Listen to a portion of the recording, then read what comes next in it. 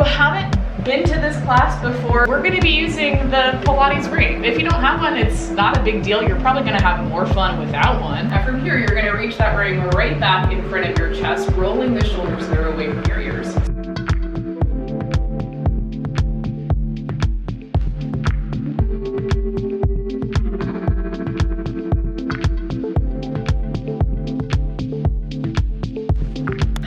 How are you?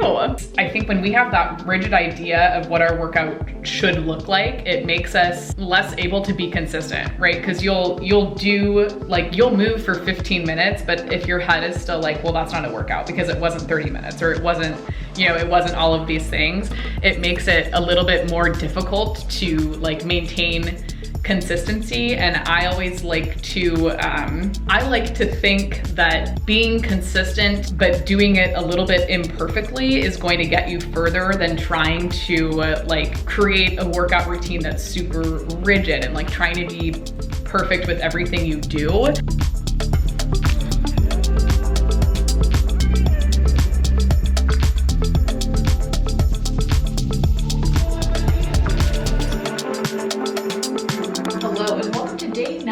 Of the Feel Good Pilates New Year Challenge. You'll come up through center, reach your arms so they go out to T. Inhale as you twist over towards the left, reaching the right hand to the outside of the left foot, left arm reaching up. Press into the heels, bend the knees, circle the arms up and around. Exhale as you dive it down towards the mat.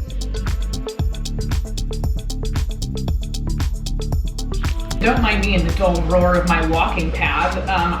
I'm a walking pad girly now. So much has happened since our last vlog. I cut my hair, I got married, I launched a one-on-one Pilates coaching. I feel like you guys are out of the loop. So let's get you back in the loop. I kind of changed the way that I decided to do challenges. I kind of just made some adjustments within how my business operates and how YouTube kind of fits into all of that. I went through a business coaching program with Marie Wold and did something really scary and invested in myself as a business owner, and I feel like that made me take what I'm doing so much more seriously, and I'm really excited for just everything moving forward. I got a walking pad because I'm not a Midwest girly. It's too cold for me outside and I wanted to move more throughout my day, and I know I say stuff like that and everyone's like, hey, you're a Pilates instructor, aren't you moving all day long? Aren't you doing Pilates all the time?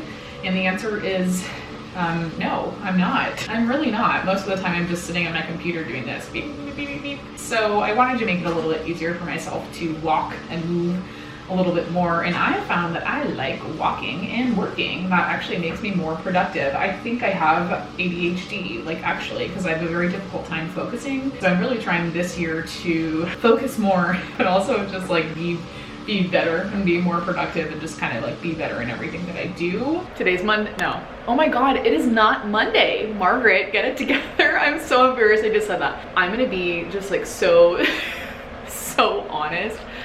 I feel just stressed out and overwhelmed. We're trying to buy a house, and oh my God, is the home buying process frustrating. And it's emotional and it's a lot of letdown, and I am having a very difficult time with it. So I haven't been super inclined to pick up my vlog camera and talk to you guys and show you guys what's going on, because it is emotionally taxing for me and I don't want to bring you guys along on that journey because it just it's a lot. I am trying to psych myself up to do a workout. Will I do it?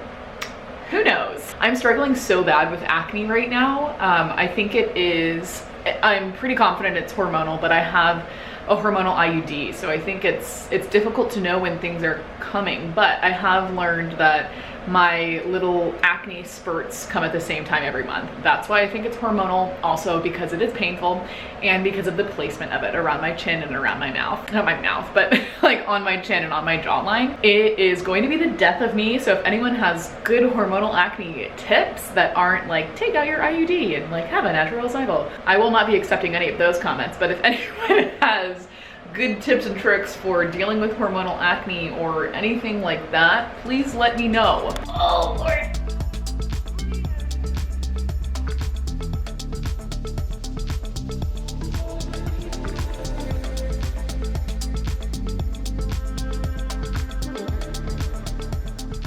Inside scoop on my own personal workouts. I do a lot of the shit that I like to do. I kind of base my workout around Can I drink coffee in this position? Yes or no? If it's a yes, then we're going to do it. If it's a no, then maybe we'll do it later when I finish my coffee. Also, can I watch TikTok while I do my workout? I used to always feel like if I was distracted during my workout, it like didn't count, but I've gotten over that. I've gotten over that. I'm like, if I can move and do TikTok at the same time, that is the perfect thing for me.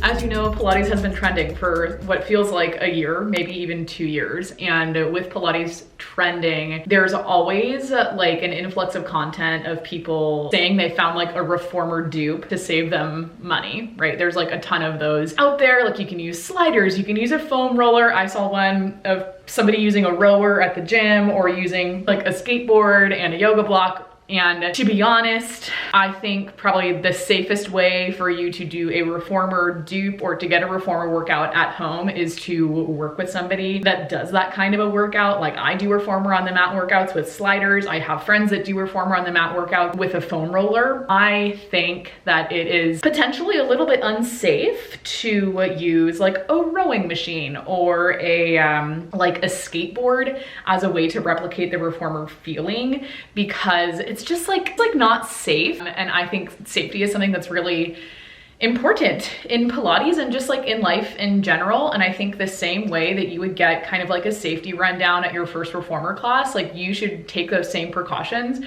when you're, you know, working out at home. Like you should do things safely and you should be aware of your own safety. And I said that, or I said something similar to that in a TikTok over the weekend, and I had somebody just like come at me in the comments, somebody that I thought I was friends with, that I thought like, you know, had given me valuable information as a Pilates instructor, a fellow Pilates instructor, said something to me in the comments that just kind of knocked like the wind out of my sails. And it made me feel like shit. Like basically they said, like, I can't repeat what they said. Basically what it felt like to me was them saying like, safety isn't important in Pilates. That's like essentially what it felt like to me, like what they were saying. And it kind of like that comment to me came across as like invalidating my point and invalidating like my personal thoughts and beliefs as a person and as a Pilates instructor. Like as a person, I think safety is really important. I double, triple lock my doors. Like I'm very careful around my reformer. Like I'm careful when I'm like teaching Tyler on the reformer because he's not familiar with it. Like safety is important to me because I have seen far too many people fall in a Pilates setting, whether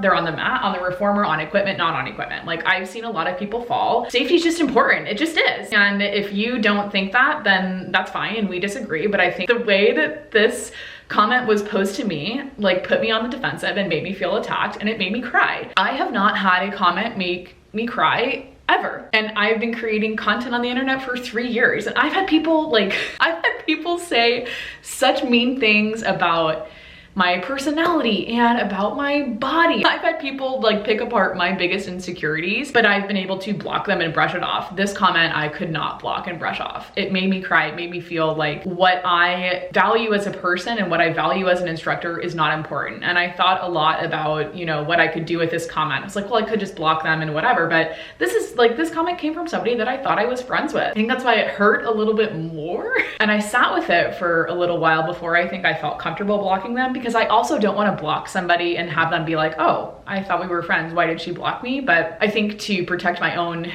peace, like I had to block somebody. It is always okay to let somebody out of your space, out of your circle. It's okay to block somebody if they are making you feel bad about yourself, if they're making you feel bad about what you're doing. And I am trying every day to practice what I preach.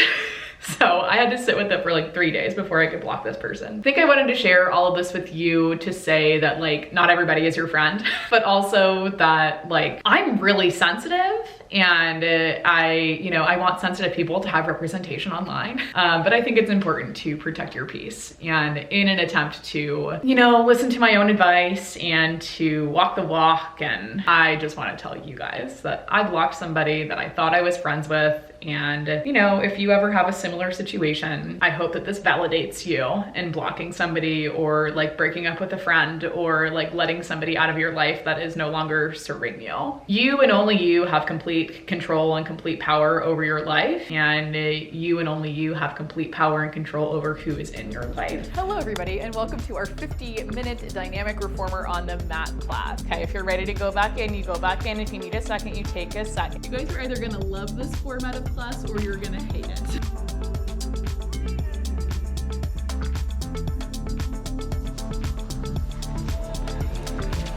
I hope you enjoyed this vlog. I hope you enjoyed the peek behind the curtain, and I will see you in the next one. Remember, you're awesome.